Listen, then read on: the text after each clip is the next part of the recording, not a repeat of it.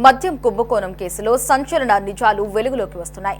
జగన్ ప్రభుత్వ హయాంలో నూతన మద్యం విధానం ముసుగులో సాగించిన దోపిడీ కుట్రకు రూపకల్పన, అలాగే అమలుకు ఏర్పాట్లు, ముఠా సభ్యులకు ఎప్పటికప్పుడు దిశానిర్దేశం చేయడంలో master mind Rajampet MP Peddireddy Mithun రెడ్డినని సిట్ తేల్చింది. డిస్టిలరీలు, సరఫరా కంపెనీల నుంచి ముడుపుల వసూలు కోసం రాజ్ కేసిరెడ్డితో కలిసి హవాలా నెట్వర్క్ రూపొందించడంలో వారు వసూలు చేసిన మొత్తాన్ని బిగ్ బాస్ కు చేర్చడంలోనూ మిథున్ రెడ్డిదే కీలక పాత్ర అని సిట్ నిర్ధారించింది.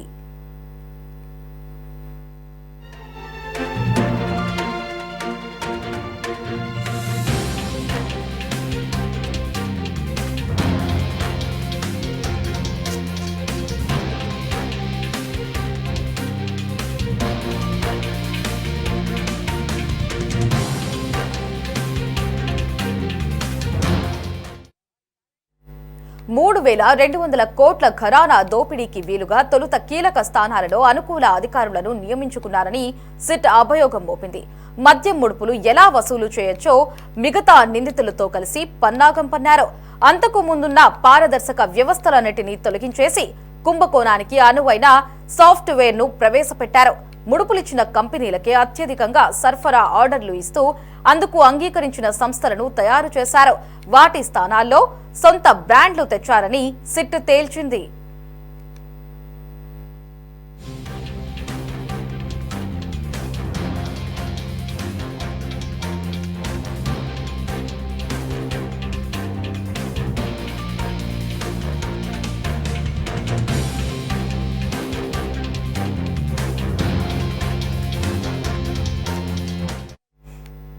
వాటి బేసిక్ ప్రైస్ భారీగా పెంచుకుని ఖజానాను కొల్లగొట్టారని సిట్ విచారణలో తేలింది. ఈ వ్యవహారాలన్నింటిలోనూ మిథున్ రెడ్డి ప్రధాన పాత్ర పోషించారు అని దర్యాప్తులో వెల్లడైంది.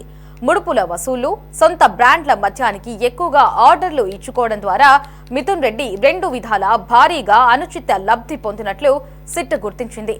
ఈ కుంభకోణంలో ఆయన ప్రమేయంపై కీలక ఆధారాలు లభించడంతో 4వ నిందితుడిగా చేర్చింది.